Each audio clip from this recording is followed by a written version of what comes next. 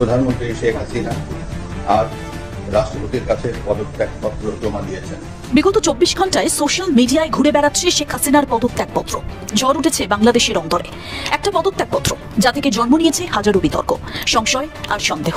বাংলাদেশের প্রধানমন্ত্রী বলে কথা, তার লেখা কিনা এত অগোছালো, এত অস্পষ্ট। শেখ হাসিনা যেদিন পদত্যাগ করছেন সেই দিনের তারিখটাই ভুল। শেখ হাসিনার স্বাক্ষর গুগল থেকে নিয়ে কপি পেস্ট করা হয়েছে। শেখ হাসিনা পদত্যাগ করেছেন কি করেননি, এই আলাপ মাঝে মাঝে উঠছে এবং গতকালও আমরা খেয়াল করেছি এটা আবার আমাদের সামনে এসে হাজির হয়েছে।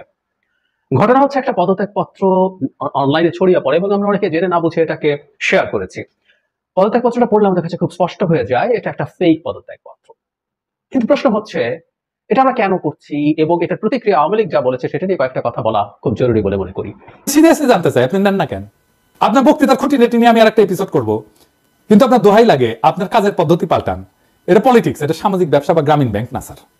এটা জাতির ভবিষ্যৎ যুক্ত আছে এটার সাথে। মেহরবানি করে এই জাতিকে বিপদে ফেলায়েন না। এমনিতে আপনার উপদেষ্টাদের নিয়ে আমরা হতাশ, আপনারে নিয়ে হতাশিতে দিয়ে না স্যার। আপনার পেজ লাগে, এটা বিপ্লব করছি নষ্ট হইতে যাওয়ার জন্য না। এই বিপ্লব আমরা টিকায় রাখবো এবং আপনারে এই বিপ্লব টিকায় রাখতে হবে। এই দায়িত্ব আপনাকে পালন করতেই হবে। আপনি দায়িত্ব নিয়েছেন, পালন করতে হবে এবং আপনি যেন সর্বোচ্চ ফলাফল নিয়ে আসতে পারেন সেই জন্য আমাদের এই কনস্ট্যান্ট ওয়াচ রাখতে হবে এবং আপনাকে সমালোচনার মধ্যে। সম্মানিত দর্শক, আসসালামু আলাইকুম। নতুন একটি নিউজ ভিডিওতে আপনাদের জানাচ্ছি স্বাগতম। শেখ হাসিনা যে পদত্যাগপত্রটি জমা দিয়েছিল সেটি ভুয়া, এমনটাই বলেছে জাতিসংঘ এবং বলেছে শেখ হাসিনাকে তার আসন এবার খুব তাড়াতাড়ি ফিরিয়ে দেবে জাতিসংঘ, এমনটা জানিয়েছে কিন্তু গণমাধ্যমে। প্রিয় দর্শক বন্ধুরা, আজকের এই ভিডিওতে আপনারা বিস্তারিতের মাধ্যমে সব কিছু দেখতে পারবেন। বিস্তারিত ভিডিওটি দেখার আগে একটি রিকোয়েস্ট, যারা এরকম নিউজ ভিডিও পেতে পছন্দ করেন তারা অবশ্যই এই চ্যানেলটি সাবস্ক্রাইব করে পাশে থাকা বেল আইকনটি বাজিয়ে রাখবেন। প্রিয় দর্শক বন্ধুরা, চলুন তাহলে এই ভিডিওতে একটি লাইক দিয়ে বিস্তারিত ভিডিওগুলো মোবাইলের স্ক্রিন থেকে একের পর এক ধারাবাহিকভাবে দেখে আসি। আওয়ামী লীগ, সহযোগী সংগঠন, ছাত্রলীগ, স্বেচ্ছাসেবক লীগ, যুবলীগ, শ্রমিক লীগ, কৃষক লীগ, মহিলা আওয়ামী লীগ, স্টেট এবং মহানগর আওয়ামী লীগ সবাই মিলে ঐক্যবদ্ধভাবে একই সুরে একই উদ্দেশ্য নিয়ে আমরা তাকে 17 তারিখে জেএফকে বিমানবন্দরে অভ্যর্থনা জানাবো। শেখ হাসিনাকে আবার ফিরিয়ে আনেন।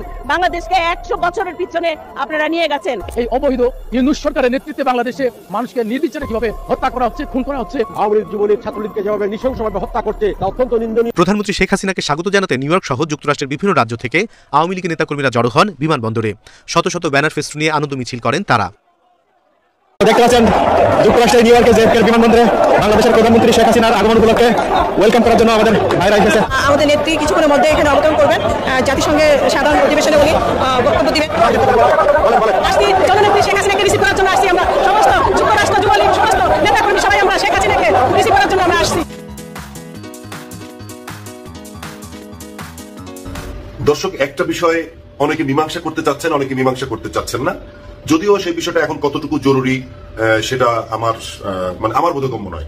সেটি হচ্ছে যে শেখ হাসিনা পদত্যাগ করেছেন অথবা শেখ হাসিনা এখনো পদত্যাগ করেননি।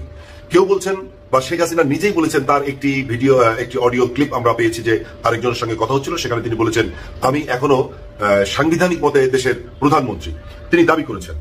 আর এর আগে আমরা দেখেছি বিভিন্ন জায়গায় অনেকে বলেছেন যে শেখ হাসিনা যে পদত্যাগ করেছেন তার প্রমাণটা কই। এমনকি এই যে আমাদের এক চিন্তাবিদ আছেন ফরদ মাজার, তিনি এই আন্দোলনের সঙ্গে ছিলেন এবং তিনি একটা কথা বলেছেন যে শেখ হাসিনা যে পদত্যাগ করেছেন রাষ্ট্রপতির কাছে, সেই পদত্যাগ পত্রটা কে দেখেছে, আমাদেরকে দেখান। এর আগে এটি নিয়ে অনেকে প্রশ্ন করেছেন সে পদত্যাগ পত্র কোথায় আছে। এখন হঠাৎ করে একটা পদত্যাগ পত্র মোটামুটি বিভিন্ন যোগাযোগ মাধ্যমে দেখা যাচ্ছে। সেখানে দেখা যাচ্ছে কি, সেখানে পদত্যাগ পত্রে একটা প্যাডে লেখা আছে সরকারি ইয়েতে যে শেখ হাসিনা স্বাক্ষর করা এক পদত্যাগ পত্র সামাজিক যোগাযোগ মাধ্যমে এখন মোটামুটি ভেসে বেড়াচ্ছে। তো সেখানে কি লেখা আছে সেটা আমি একটু পড়ছি।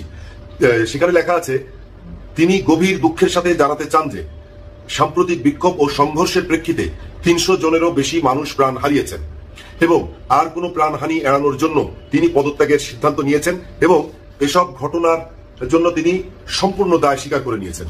মানে যে ঘটনাটা পুরো ঘটেছে, যে হত্যা হয়েছে, তার দায় তিনি নিয়েছেন, সেরকমটি ওখানে উল্লেখ করা রয়েছে এবং এদেশের জনগণের নিরাপত্তা ও কল্যাণের প্রতি তার অঙ্গীকার সবসময় অটুট থাকবে। এটা এই পদত্যাগ পত্রটা আমরা দেখেছি, কিন্তু যেটা হচ্ছে যে তার নিচে শেখ হাসিনার স্বাক্ষরও আছে। কিন্তু এরপরেই আওয়ামী লীগের যে একটি ভেরিফাইড ফেসবুক পেজ আছে সেখানে আবার একটা পাল্টা কথা লেখা হয়েছে। সেটা হচ্ছে যে এই ফেসবুক, এটা যারা লিখেছে এটা সম্পূর্ণ ভুয়া, মিথ্যা, ওটা একেবারে গুজব আর কি, গুজব এবং ভুয়া। আর আরেকটা জিনিস প্রমাণস্বরূপ তারা বলেছেন যে ওই যে প্যাডে যে লেখা আছে সেটা হচ্ছে মুজিব বর্ষের লোগো লাগানো আছে, মানে যেটাতে শেখ হাসিনা পদত্যাগ করেছেন বলে স্বাক্ষর দিয়েছেন সেটা হচ্ছে মুজিব বর্ষের লোগো আছে, যে মুজিব বর্ষের কাজ 2021 সালেই শেষ। তার মানে ওই প্যাডের এখন আর দরকার নেই। আর স্বাক্ষরটা নেওয়া হয়েছে নাকি গুগল থেকে, তো এই সমস্ত চলছে। আর একটা জিনিস লেখা, তারা বলেছেন যে মিডিয়াগুলোকে নগ্নভাবে ব্যবহার করে নিজেদেরকে হাসির পাত্র বানাবেন না, দেশে এখন অনেক ক্রাইসিস আছে, সেদিকে মন দিতে বলেছে। তাহলে এই যে শেখ হাসিনা পদত্যাগ করেছে কি করেনি এটা নিয়ে এখন যে বিতর্ক তৈরি হয়েছে, সেই বিতর্কের মধ্যেই এটা প্রথমে এই পদত্যাগ পত্র আমরা দেখলাম, তারপরে আবার তার একটা পাল্টা আওয়ামী লীগের ফেসবুক পেজেও আমরা দেখলাম। এখন শেখ হাসিনা পদত্যাগ করেছে কি করেনি সেটা, সেই আলোচনা এখন বা সেটি প্রমাণ হওয়া কতটুকু দরকার সেটিও সংবিধান বিশেষজ্ঞরা বলতে পারবেন। সবাই ভালো থাকবেন। দা লাস্ট চান্স। আওয়ামী লীগের যারা নেতাকর্মী আছেন আজকে শপথ করে ফেলেন যে আর জীবনে ক্ষমতায় আসলে লুটপাট করবো না, আর জীবনে রাহাজানি করবো না, টেন্ডারবাজি করবো না, ছিনতাই করবো না, অথবা পেশি শক্তি ব্যবহার করবো না, জনগণের ভাষা শুনবো না। হ্যাঁ, এই মেন্টালিটি থেকে বের হয়ে আসেন, হাইব্রিড গিরি ছাইরা অরিজিনাল যে পলিটিক্স সেটা করবেন। নেতাদের আজকে শপথ নিতে হবে এই লাস্ট চান্স থেকে যে ভবিষ্যতে আবার যখন আমরা রাজনীতি করব তখন আমরা নিজেদের এই প্রভাব প্রতিপত্তিকে বাদ দিয়া জনতার জন্য রাজনীতি করব। একটা চান্স আপনাদের কপাল গুনে আসছে। আর সাবেক প্রধানমন্ত্রী শেখ হাসিনার জন্য এটা বিশাল একটা অর্জন। মাঠে তিনি নাই, আদালত তার না, তারপরেও যে ঘোষণা কালকে আদালত থেকে আসছে এই ঘোষণাটাতে বিএনপি বা জামায়াত ইসলাম বা অন্যান্য দল এই মুহূর্তে প্রতিক্রিয়া দেখাবেন বা কিছুটা ভয় করেছেন কি করেননি এই আলাপ মাঝে মাঝে উঠছে এবং গতকালও আমরা খেয়াল করেছি এটা আবার আমাদের সামনে এসে হাজির হয়েছে। ঘটনা হচ্ছে একটা পদত্যাগপত্র অনলাইনে ছড়িয়ে পড়ে এবং আমরা অনেকে জেনে না বুঝে এটাকে শেয়ার করেছি। পদত্যাগপত্রটা পড়লে আমাদের কাছে খুব স্পষ্ট হয়ে যায় এটা একটা ফেক পদত্যাগপত্র। কিন্তু প্রশ্ন হচ্ছে এটা আমরা কেন করছি এবং এটা প্রতিক্রিয়া আওয়ামী লীগ যা বলেছে সেটা নিয়ে কয়েকটা কথা বলা খুব জরুরি বলে মনে করি। আসলে শেখ হাসিনা পদত্যাগ করেছেন কি করেননি এটা আওয়ামী লীগ থেকে না, আওয়ামী লীগের কাছে পরে এসছে, বরং আমরা কেউ এখানে ভীতি তৈরি করার জন্য, বর্তমান সংবিধান বাতিল করে নতুন সংবিধান লেখার যৌক্তিকতা তৈরির জন্য, ন্যারেটিভ তৈরির জন্য আমাদের কেউ এই আলাপটা সামনে এনেছেন। যারা এই গণঅভ্যুত্থানের পক্ষের শক্তি, শেখ হাসিনার বিরুদ্ধে যারা কাজ করেছেন, এমন অনেক মানুষও এই ধরনের আলাপ সামনে এনেছেন যে তার পদত্যাগ পত্রকে আমরা কেউ দেখেছি। এই আলাপটা একেবারে অহেতুক এবং এই আলাপ করে আমরা এক ধরনের লেজিটিমেসি দেওয়ার চেষ্টা করছি যে শেখ হাসিনা পদত্যাগ করেছেন কি করেননি এটা ম্যাটার করে এবং সেইটার উপরে ভিত্তি করে শেখ হাসিনা আবার ফিরে আসবেন, উনি তেমন নিজে বলেছেন উনি কাছাকাছি আছেন এবং চট করে ফিরে আসবেন, সেই ধরনের কথাবার্তা চলছেই। গতকাল যে পদত্যাগপত্রটা প্রকাশিত হয়েছে আমাদের সামনে, মানে ওখানে যে ধরনের ভাষা আছে এরকম, আমি একটু পড়ি, এটা রেকর্ড হিসাবে থাকুক। আমি গভীর দুঃখের সঙ্গে জানাতে চাই সাম্প্রতিক বিক্ষোভ ও সংঘর্ষের প্রেক্ষিতে যেখানে 300 জনেরও বেশি মানুষ প্রাণ হারিয়েছে এবং কোনো প্রাণহানি এড়ানোর জন্য আমি পদত্যাগের সিদ্ধান্ত নিয়েছি। আমি বাংলাদেশের প্রধানমন্ত্রীর পদ থেকে পদত্যাগ করেছি। এই ঘটনাগুলোতে আমি সম্পূর্ণ দায়িত্ব স্বীকার করছি এবং দেশের জনগণের নিরাপত্তা ও কল্যাণের প্রতি আমার অঙ্গীকার সবসময় অটুট থাকবে। তারপর তিনি সেবা করার সুযোগ পেয়েছেন, বড় সম্মান। তবে সাম্প্রতিক ঘটনার প্রমাণ করে যে মুহূর্তে দেশকে এগিয়ে নিতে নতুন নেতৃত্বের প্রয়োজন বা অন্য নেতৃত্বের প্রয়োজন ইত্যাদি। তারপর বলছি এই কঠিন সময় আমার সরকার যা কিছু করেছে তার জন্য গভীরভাবে অনুতপ্ত। আমি সব বাধ্যবাধকতা মেনে নিয়েছি এবং এই সিদ্ধান্ত বাংলাদেশের বৃহত্তর স্বার্থে নিয়েছি। এই ধরনের কথাবার্তা শেখ হাসিনা লিখে পদত্যাগ করবেন বলে আমরা কেউ বিশ্বাস করেছি। এটা হতে পারে না, ভাষা ইজ ভেরি ক্লিয়ার, কারণ আমরা যথেষ্ট পরিমাণ তথ্য আমাদের সামনে আছে এবং এটা বিশ্বাসযোগ্য। শেখ হাসিনার মতো একজন সাইকোপ্যাথ হাজার হাজার মানুষ হত্যা করে হলেও তার ইগো স্যাটিসফাই করবেন, তিনি ক্ষমতায় থাকতে চাইবেন এবং তিনি সেটা চেয়েছিলেন। আমরা জানি যে সেনাপ্রধান শেষ পর্যন্ত এগ্রি করেননি, তিনি তার আত্মীয়দের মাধ্যমে তাকে ম্যানেজ করেছেন। তো এই পদত্যাগ পত্রের প্রতিবাদ করেছে আওয়ামী লীগ। তারা বলছে ভেরিফাইড ফেসবুকে একটা পোস্টে বলছে শেখ হাসিনার পদত্যাগ পত্র সংক্রান্ত পত্রটি ভুয়া দাবি করেছে এবং দেশে টিভি চ্যানেলের ফেসবুকে এরকম অপরিপক্ক এডিটেড কোনো পদত্যাগ পত্র প্রকাশ একটি দৈন্যতা মাত্র বলা হয়েছে। এখানে কি কারণ দেখিয়েছে, মুজিব বর্ষের লোগো যেটা 21 সালে শেষ হয়ে গেছে, অত্যন্ত অস্পষ্ট, যা ভাষা যা মনে চায় তাই লিখে পাবলিশ করা হয়েছে ইত্যাদি এবং আরো কারণ যে তার সিগনেচারটা নেওয়া হয়েছে গুগল থেকে, পিক্সেলের ডিফারেন্স আছে ইত্যাদি আরো কিছু। হ্যাঁ, এটা পদত্যাগ করে। তো আওয়ামী লীগ তো মনে করে শেখ হাসিনা পদত্যাগ করেনি, শেখ হাসিনা নিজেও বলছেন শেখ হাসিনা পদত্যাগ করেনি। আমাদের ওই অডিও ক্লিপটা সামনাসামনি এসছে। তো তা যদি হয়ে থাকে আওয়ামী লীগের তো এখন চেষ্টা করা হচ্ছে শেখ হাসিনাকে নিয়ে আসা, তাই না? শেখ হাসিনা আসবেন, শেখ হাসিনা বাংলাদেশের প্রধানমন্ত্রী হবেন এবং তাদের প্রেসিডেন্ট জনাব শাহাবুদ্দিন চুপ্পু ক্ষমতায় আছেন। আমাদের দেশের যে অংশটা জনাব চুপ্পুর প্রেসিডেন্ট থাকা নিয়ে যথেষ্ট ওয়ারিড, তারাও মনে করেন এটা নিয়ে কিছু হতে পারে। তো আমি তো বলি ঠিক আছে, জনাব চুপ্পু তো এখনো ক্ষমতায় আছেন, সুতরাং বর্তমান সরকারকে তিনি অবৈধ দাবি করুক এবং শেখ হাসিনা বলেনি এটাকে বাতিল করে দিক এবং শেখ হাসিনা ফিরে এসে বাংলাদেশের প্রধানমন্ত্রী হোক। আমাদের তো তাই চাওয়া উচিত। তো তারা একটু করুন ব্যাপারটা, আমরা একটু দেখি এবং শেখ হাসিনা একটু আসুক। শেখ হাসিনা যখন দেশে আসবেন বলেছিলেন তখনও এই ব্যাপারে আমরা সবাই একমত হয়েছি যে মানুষটা লেজ গুটিয়ে ভারতে পালিয়ে গেছেন, সেই মানুষটা বাংলাদেশে ফিরে আসবেন, এটা হবার কোনো কারণ কোনোভাবেই নেই, এটা হতে পারে না। এটা নিয়ে কোনো রকম কোনো কনফিউশন গেছেন এবং আওয়ামী লীগও তাদের জায়গা থেকে যা বলছে তাহলে আমরা এই আহ্বান তাদেরকে জানাতে চাই যে তারা তাদের প্রধানমন্ত্রীকে নিয়ে আসুক, নিয়ে এসে বসিয়ে দিক ক্ষমতায়। চুপ্পু আছেন, চুপ্পু ঘোষণা করে দিক। এবং সবচেয়ে বড় কথা, ভারত আছে ইন জেনারেল, আমরা ভারতীয় সরকার বলছি না, ভারত একটা বড় অংশের মানুষ, সরকার, বিরোধী দল, রাহুল গান্ধী সহ, তারা শেখ হাসিনার প্রতি তাদের প্রীতি এখনো যায়নি। আসলে এটা খুব অস্বাভাবিক হয়তো না, ভারতের মতো একটা অপরিণামদর্শী রাষ্ট্র, তারা যেইভাবে শেখ হাসিনাকে ক্ষমতায় রেখেছে তার যে পরিমাণ ইউটিলিটি ছিল, তাকে স্লেভের মতো ইউজ করে, সেই ইউটিলিটি আসলে আর কেউ দেবে না। প্র্যাকটিক্যাল দেশ হলে তারা মনে করতো আমরা এতদিন যা করেছি আমরা ভবিষ্যতে আমাদের নিজেদেরকে ঠিকঠাক করে নেই, কিন্তু সেটা তারা যাবে না, তারা একই রকম স্লেভ চায়। তো ফাইন, ভারত তো এখনো এই সরকারের সাথে খুব পজিটিভ অ্যাটিটিউড বা পজিটিভ সম্পর্কের দিকে যাচ্ছে না, হাঁটছে না, তাহলে ভারত তাদের সাথে আছে, তারা ভারতকে সাথে নিয়ে, তাদের প্রভু ভারতকে সাথে নিয়ে তারা খুব সহজেই এই কাজগুলো করতে পারে। কেন করছে না? They should try for that. আর আমাদের দেশে যারা শেখ হাসিনার পদত্যাগ করেছেন কি করেননি ধরনের কথা বলছেন, প্রমাণ আছে কিনা, চিঠি দেখেছেন কিনা, পদত্যাগপত্র দেখেছেন কিনা ধরনের কথাবার্তা বলছেন, তাদের একটা কথা খুব ক্লিয়ারলি বলে রাখা দরকার আছে। এই কুতর্কগুলো তুলে আওয়ামী লীগের হাতে আসলে সুযোগ করা হচ্ছে, সুযোগ তুলে দেওয়া হচ্ছে। সংবিধান পুনর্লেখন করার জন্য যদি কারো চিন্তা থাকে, ইচ্ছা থাকে, সেটার জন্য এই অহেতুক ফোবিয়াগুলো তৈরি করার কোনো কারণ নেই। কারণ খুব স্পষ্ট, ধরে নিলাম তাত্ত্বিকভাবে যে শেখ হাসিনা জেনুইনলি পদত্যাগপত্র স্বাক্ষর করেছেন, দিয়েছেন, রাষ্ট্রপতির কাছে জমা দিয়ে ভারতে পালিয়েছেন। তাতে কি হয়ে গেল? তাতে কি আসলো গেল? কিছু আসলো গেল না, কিছু আসলো গেল না। উনি আবার ফিরে আসলে সেটার জন্য প্রসেস বের করি, এমনকি এখানে আমরা যদি এর মধ্যে আমাদের কনস্টিটিউশন পুরো নতুন করে লিখি, তারপরও শেখ হাসিনা যদি শেষ পর্যন্ত সফল হয়, আমরা ব্যক্ত হই তিনি ফিরে আসবেন এবং তাতে আমাদের যা যা বিপদ ঘটার সেটাই ঘটাবেন। আমি কনস্টিটিউশন ব্যাখ্যা করে এটা আপনাদেরকে প্রমাণ করে দেব। সুতরাং বিষয়টা আসলে এই কনস্টিটিউশন পদত্যাগ এগুলো না, বিষয়টা হচ্ছে শেখ হাসিনা এবং ভারতের কাছে আমরা পরাজিত হব না জিতবো, সেটা হলো মূল ইস্যু। তিনি আসবেন কিনা, আমাদেরকে ঝোলাবেন কিনা, ডিপেন্ড করে সেটার উপরে। হয়তো এই পদত্যাগ করেছেন কি করেননি, কারণ আমি আগেই বলেছি আমাদের সুপ্রিম কোর্টের রেফারেন্সে যে সরকারটাকে বৈধ বলা হয়েছে, তারপরও আমরা ওই একই আলাপটা আসলে উপসর্গ হিসেবে এসছে। তারা যেটা চান সেটা হচ্ছে এটাকে সামনে রেখে বর্তমান কনস্টিটিউশন বাতিল করে নতুন কনস্টিটিউশন লেখার চেষ্টা করা, সেটা হলো তাদের মূল উদ্দেশ্যের জায়গা। সেই উদ্দেশ্যটা সফল করতে গিয়ে তারা এই ধরনের চেষ্টা করছে, খুবই ভুল চর্চা। আর আওয়ামী লীগ তারা তাদের মতো করে চেষ্টা করুক, শেখ হাসিনাকে এনে ধরে বেঁধে প্রধানমন্ত্রী বানিয়ে দিক, আমরা একটু দেখি। এরা না আসলে এই ব্যাপারে যত কম কথা বলবে তাদের মান ইজ্জত তত থাকবে। শেখ হাসিনা যতবার বলবে ততবার এই দেশের জনগণের সামনে এটা উদ্ভাসিত হয়ে উঠবে দেশের সব আওয়ামী লীগের নেতাকর্মীকে বিপদের মুখে ফেলে রেখে তিনি পালিয়ে গেছেন জাস্ট নিজে বাঁচার জন্য। কারণ অকল্পনীয় পরিমাণ সম্পদ তারা পাচার করেছেন, আমাদের সামনে এখন সব তথ্য আসছে। তার সন্তান কি করেছেন, তিনি কি করেছেন, তার বোন শেখ রেহানা কি করেছেন, সব তথ্য আমাদের সামনে আছে। এটা করে তিনি পালিয়ে গেছেন এবং এই পালিয়ে যাওয়া এইখানকার সবাইকে বিপদে ফেলেছেন। যেখানে প্রচুর নেতাকর্মী, টপ লিডাররা বিভিন্ন সময় পত্রপত্রিকার সাথে, ভারতীয় পত্রিকার সাথে তারা এই ধরনের মেসেজ দেওয়ার চেষ্টা করেছেন। কারণ এটা সত্য, তারা বুঝে শেখ হাসিনা ক্ষমতায় থেকে যাবেন এবং শেখ হাসিনা ক্ষমতায় রাখার জন্য তারা তাদের জীবনের ঝুঁকি নিয়ে মারাত্মক রকম সংঘর্ষে জড়িয়ে পড়েছিলেন। শেষ মুহূর্তে তাদের কাছে এগুলো জানানো হয়নি। কথা ছিল তাদের চুপচাপ থাকা এবং সত্যিকার অর্থে আমরা যদি ফ্রি পরামর্শ দিই, আওয়ামী লীগের উচিত হতো শেখ পরিবারকে বাদ দিয়ে তাদের দলকে কোনো না কোনোভাবে রিঅর্গানাইজ করা, রিস্ট্রাকচার করা, সেটা তাদের জন্য লিস্টে একটা সুবিধার জায়গা ছিল। কিন্তু তারা একই ভুল পথে চলছে এবং তাতে তাদের ভবিষ্যৎ আরো ধ্বংস হচ্ছে। তারা করুক, তারা তাদেরকে তথাকথিত প্রধানমন্ত্রী শেখ হাসিনা যিনি এখন পদত্যাগ করেননি, যিনি কনস্টিটিউশনালি নাকি এখন প্রধানমন্ত্রী, নাকি আনুক, আমরা একটু দেখি, দেখতে চাই তাদের জাতির উদ্দেশ্যে বক্তব্য দিচ্ছেন। প্রথমে বলি গ্লোবালি সাধারণভাবে আপনার বক্তব্য স্যার সমাদৃত হয়েছে, কিন্তু প্রশংসা পেয়েছে।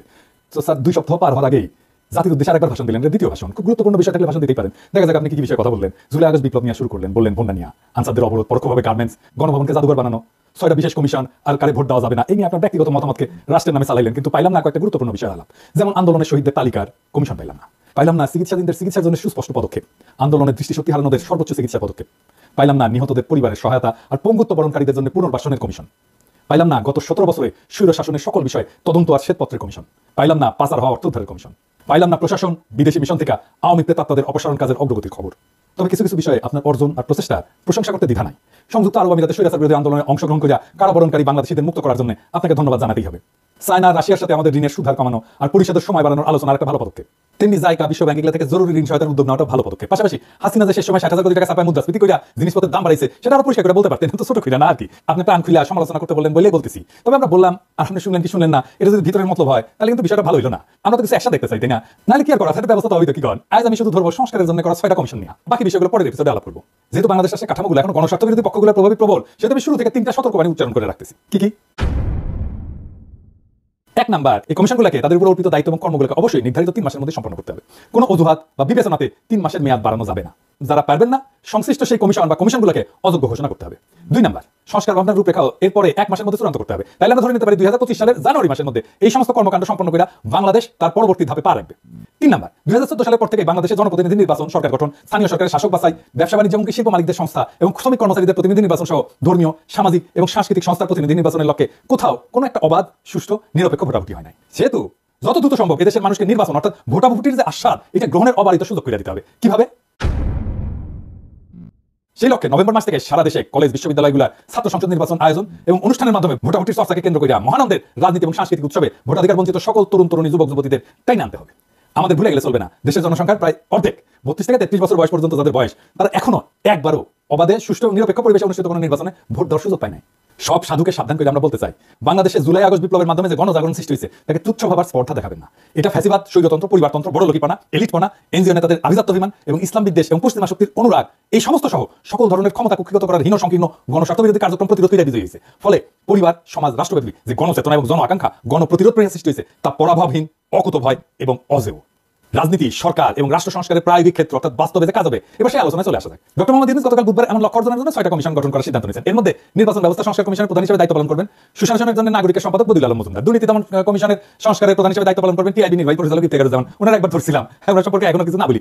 সংবিধান সংস্কার কমিশনের প্রধান হিসেবে দায়িত্ব পালন করবেন বিশিষ্ট আইনজীবী স্বাধীন মালিক, বিচার বিভাগ সংস্কার কমিশনের প্রধান হিসেবে দায়িত্ব পালন করবেন বিচারপতি শাহাবুল নাইম মমিনুর রহমান, জনপ্রশাসন সংস্কার কমিশনের প্রধান হিসেবে দায়িত্ব পালন করবেন সাবেক তত্ত্বাবধায়ক সরকার উপদেষ্টা অবসরপ্রাপ্ত আমলা আব্দুল মঈদ চৌধুরী, পুলিশ প্রশাসন সংস্কার কমিশনের প্রধান হিসেবে দায়িত্ব পালন করবেন আরেক অবসরপ্রাপ্ত সচিব সফররাজ হোসেন। তো ওনাদের সিলেকশন কেমন হইলো, তাই না? আসেন এটা একটু বিচার করে দেখি। জনাব বদিউল আলম মজুমদার, জনাব ইফতেখারুজ্জামান, শাহিদুল মালিক, তিনজন মূলত এনজিওজীবী মানুষ। এরা শিক্ষকতা করছেন এবং মাঝে মাঝে এখনো তা করেন। এদের সততা নিয়ে কোনো প্রশ্ন নাই, আমার নাই। যোগ্যতা নিয়ে আমার কোনো প্রশ্ন নাই, এবং কারোই কোনো প্রশ্ন নাই এদের পশ্চিম অনুরাগ নিয়ে, কোনো সন্দেহ নাই। তাহলে এরা সৎ, এরা যোগ্য, কিন্তু এরা পশ্চিম অনুরাগী এবং এরা এনজিওজীবী, ঠিক তো? আচ্ছা, অবসরপ্রাপ্ত আমলা আব্দুল মঈদ চৌধুরী সরকারি কর্মজীবন শেষ করার পর ব্র্যাকের নির্বাহী পরিচালক পদে চাকরি করার মধ্যে এনজিওজীবী নির্বাহ করতেছেন। উনি আরেকজন এনজিওজীবী, বুঝছেন? এনজিওগ্রাম সরকারের কমিশনেও এনজিওগ্রামী, এখনো তিনি বহুবিধ এনজিও পরিচালনার সাথে যুক্ত আছেন। এবার তোমাকে সততা নিয়ে আমার কোনো প্রশ্ন নাই, যোগ্যতা এটা নিয়ে আমার কোনো প্রশ্ন নাই, পশ্চিমা অনুরাগ নিয়েও আমার কোনো প্রশ্ন নাই, এবং ধর্মপরায়ণতা নিয়েও আমার কোনো সন্দেহ নাই। বিচারপতি শাহাবুল নাইম মমিনুর রহমান, ওনারা চেনেন কিনা জানি না, সমসাময়িক বিচারপতিদের মধ্যে নিয়ে বিরল চরিত্র, আত্মসম্মান মর্যাদা সম্পন্ন একজন সৎ, দক্ষ, যোগ্য, ধর্মপরায়ণ এবং সাহসী মানুষ। বাংলাদেশের বিচার অঙ্গনে তিনি ব্যাপকভাবে সমাদৃত ব্যক্তি। উনারই আসলে প্রধান বিচারপতি হওয়ার কথা ছিল, হন নাই। কেন জানেন? উনি হান্নান শাহের ছোট ভাই, বিএনপির হান্নান শাহ ছোট ভাই। উনার বাবা মান্নান শাহ কৃষক প্রজা পার্টির মুসলিম লীগের নেতা ছিলেন, পাকিস্তানের খাদ্যমন্ত্রী ছিলেন। অবসরপ্রাপ্ত সচিব সফররাজ হোসেন একজন সৎ মানুষ, কোনো সন্দেহ নাই, দক্ষ মানুষ, সন্দেহ নাই, এবং ভীরু মানুষ, মাঝারি মানের আমলা আর কি, কোনো ধরনের সামাজিক এবং স্বেচ্ছাসেবামূলক কাজে জড়িত আছেন বলে আমি জানি না, আমার ভুল হইলে আপনারা শুধাই দেবেন। তো প্রফেসর ইউনূস ওনার নাম বক্তৃতার সময় ভুলভাবে উচ্চারণ করে বলেছিলেন সরফরাজ চৌধুরী বলছিলেন। তো পুরো রাত কেটে বৃহস্পতিবার সকাল না পর্যন্ত দেশবাসী জানতে পারেন তিনি আসলে সাবেক সচিব সফররাজ হোসেন। এদের একজনও তরুণ বয়সে বাংলাদেশের মুক্তিযুদ্ধে সরাসরি অংশগ্রহণ করেননি, যদিও ওনারা প্রত্যেকেই তখন আমাদের স্যার জাফর ইকবালের মতো তাবর তরতাজা যুবক ছিলেন। তবে অপ্রত্যক্ষভাবে 71 এবং তাদের পরিণত বয়সে এবং বৃদ্ধকালে সকলেই সদ্য সম্পন্ন বিজয়ী গণঅভ্যুত্থানের সমর্থকের ভূমিকা পালন করছেন। এই ব্যাপারে আমার কোনো সন্দেহ নেই। জাতিসংঘের তত্ত্বাবধানে প্রত্যেকটা ঘটনা তদন্ত দাবি করে বিক্ষুব্ধ 74 নাগরিকের বিবৃতি, এই শিরোনামে 29 জুলাই প্রথম আলোতে প্রকাশিত খবরে দেখা যায় বদিউল আলম মজুমদার, ইফতেখারুজ্জামান এবং স্বাধীন মালিক সাইন করছিলেন। কিন্তু এখানে গুরুত্বপূর্ণ বিষয় আছে, প্রফেসর ইউনূস স্যার আপনি কি শুনে থাকেন, আপনি এটা খেয়াল করেন নাই? এখানে গণঅভ্যুত্থানের তৃতীয় শক্তির অনুপ্রবেশের যে অভিযোগ তৎকালীন অবৈধ প্রধানমন্ত্রী এবং খুনি হাসিনা তুলছিলেন, সেটার প্রতি সায় দিছিলেন এই তিনজন। কিন্তু ওই তিনজন বলছিলেন অন্যদিকে বিরোধী পক্ষ ছাত্র আন্দোলনের প্রতি সংহতির নামে একে নিজেদের রাজনৈতিক সুবিধা অর্জনের জন্য ব্যবহার করতে চেয়েছেন বলে অভিযোগ রয়েছে। এই তিনজন এই কথা বলছেন, তার মানে হাসিনার সাথে ওনারা সুর মিলাইছেন। ওই বিবৃতিতে আরো বলছেন যে এই আন্দোলন চলাকালে নাশকতামূলক তৎপরতার কারণে বেশ কিছু রাষ্ট্রীয় প্রতিষ্ঠান স্থাপনা এবং সম্পদ ক্ষতিগ্রস্ত হয়েছে, যা কোনোভাবে সমর্থনযোগ্য নয়। ওনারা বিপ্লবী সহিংসতার বিরোধী ছিলেন, তার মানে বিপ্লবের বিরোধী ছিলেন।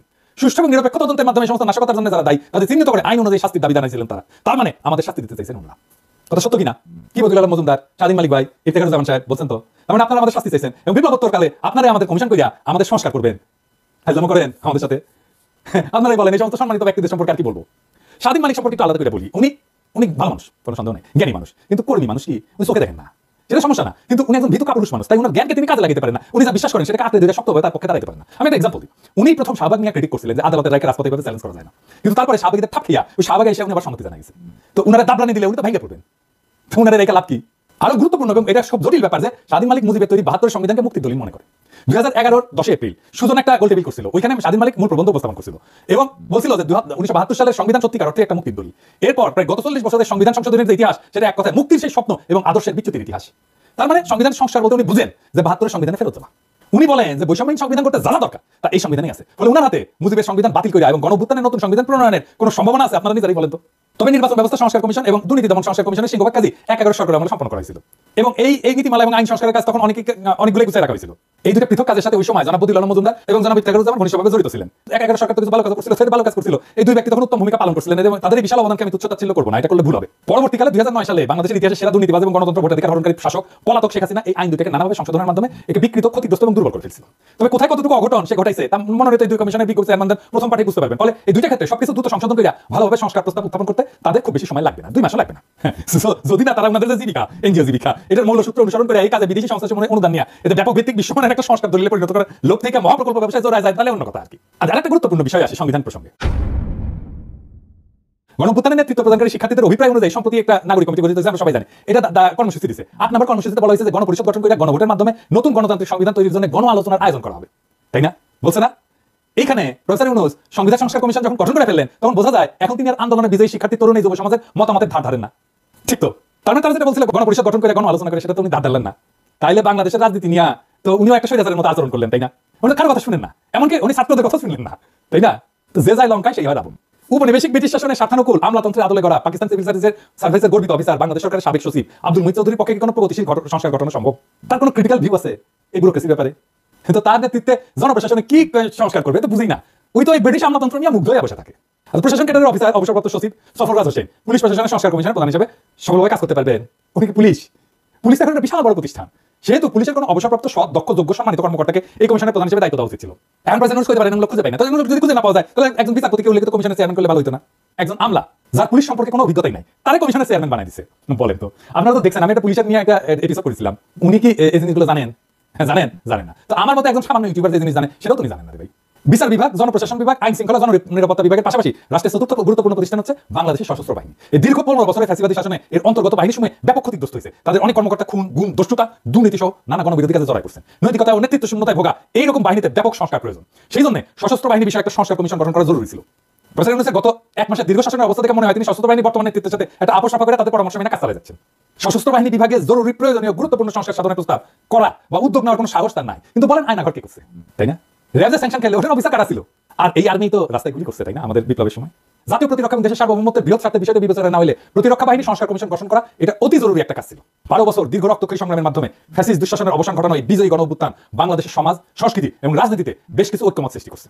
একইভাবে রাষ্ট্র, সরকার, রাজনীতিকদের বেশ কিছু প্রবণতা, আচরণ এবং কার্যক্রমকে দেশবাসী অগ্রহণযোগ্য ক্ষতিকর হিসেবে চিহ্নিত এবং খারিজ করছে।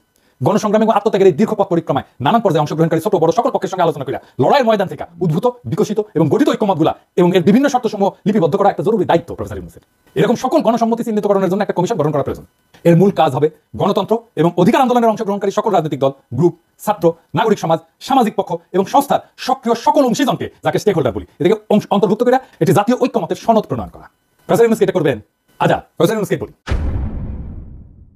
আচ্ছা প্রফেসর ইউনূস, এই যে আপনি একটা কমিশন করলেন, কতগুলো ভুল করেছেন দেখেছেন। এই ভুলগুলো কেন হচ্ছে জানেন? আপনার ভুলের কারণ আপনি কিছু মনে করেন না স্যার, একটু ছোট মুখে বড় কথা বলি আর কি, কারণ আপনাকে তুমি ব্যক্তিগতভাবে চিনি। এই ভুলের কারণ হচ্ছে আপনার প্রেজুডিস। আপনার প্রথম প্রেজুডিস হচ্ছে এলিটদের প্রতি আপনার এক অন্ধবিশ্বাস। আমি এক্সাম্পল দিই, ডক্টর কামাল হোসেনের বিষয়ে আপনি অবসেসড, এরকম আপনি অনেকের বিষয়ে অবসেসড। আমি যতজনকে দেখাইলাম সবগুলো এলিট। আমি এনজিওর বিষয়ে অবসেসড।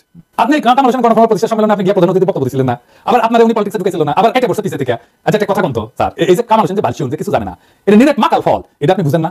এটা কইতে স্যার, এটা আমার বিশ্বাস করতে হবে, আপনি ঠিকই জানেন কিন্তু মানেন না। উনার সাথে 10 মিনিট কথা বললে একজন আক্কেলওয়ালা মানুষ বুঝে যাবে উনি কি মাল। এই যে ফ্যাসিবাদ তৈরি হলো, এটাতে উনার দায় আছে না? এটা সংবিধান লিখেছে নানা জায়গা থেকে টুকলিফাই করিয়া, সেটা অসংখ্য জায়গায় সব বিরোধিতা ভর্তি।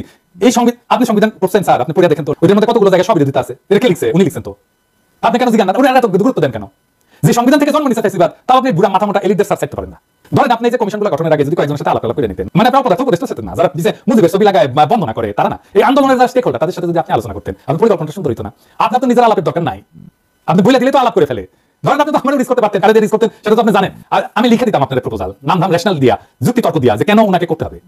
আপনি না নেন আমার প্রস্তাব, কিন্তু একটা আপনি অল্টারনেট ভিউ পেতেন তো আমার কাছ থেকে, পাইতেন না? হ্যাঁ, তো আপনি করলেন না কেন? আপনার তো সময় যেত না, কারণ আপনি মানুষ বলেই মনে করেন আমাদেরকে। আসলে আমরা তো এলিট না, তাই না? বুড়া ভাষায় কথা বলিতে হয়, সেই জন্য আমাদের পাঠাতে না।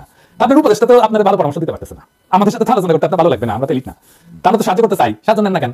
আমি সিরিয়াসলি জানতে চাই আপনি নেন না কেন? আপনার বক্তৃতা খুঁটিনাটি নিয়ে আমি একটা এপিসোড করবো, কিন্তু আপনার দোহাই লাগে আপনার কাজের পদ্ধতি পাল্টান। এটা পলিটিক্স, এটা সামাজিক ব্যবসা বা গ্রামীণ ব্যাংক না স্যার। এটা জাতির ভবিষ্যৎ যুক্ত আছে এর সাথে। মেহরবানি করে এই জাতিকে বিপদে ফেলেন না। এমনিতে আপনার উপদেষ্টাদের নিয়ে আমরা হতাশ, আপনারা নিয়ে হতাশিতে দিয়ে না স্যার, আপনার প্লিজ লাগে। এটা বিপ্লব করছি, নষ্ট হইতে যাওয়ার জন্য না। এই বিপ্লব আমরা টিকায় রাখবো এবং আপনার এই বিপ্লব টিকায় রাখতে হবে। এই দায়িত্ব আপনাকে পালন করতেই হবে। আপনি দায়িত্ব নিয়েছেন, পালন করতে হবে এবং আপনি যেন সর্বোচ্চ ফলাফল নিয়ে আসতে পারেন, সেই জন্য আমাদের এই কনস্ট্যান্ট ওয়াচ রাখতে হবে এবং আপনাকে সমালোচনার মধ্যে রাখতে হবে। এটা আমরা রাখবো, এটা আমাদের দায়িত্ব, কারণ দেশ আমাদের সবার। প্রিয় দেশবাসী, শুরু থেকে শেষ পর্যন্ত যারা এই ভিডিওটি দেখেছেন সকলকে জানাই অসংখ্য ধন্যবাদ। যারা এরকম নিউজ ভিডিও পেতে পছন্দ করেন তারা অবশ্যই এই চ্যানেলটি সাবস্ক্রাইব করে পাশে থাকা বেল আইকনটি বাজিয়ে দিবেন। যারা এখন এই ভিডিওটি শেয়ার করেননি, এই ভিডিওটি দ্রুত শেয়ার করে সকলকে দেখার সুযোগ করে দিন। আজকের মতন এই পর্যন্ত, দেখা হচ্ছে পরবর্তী কোনো ভিডিও নিয়ে ইনশাল্লাহ।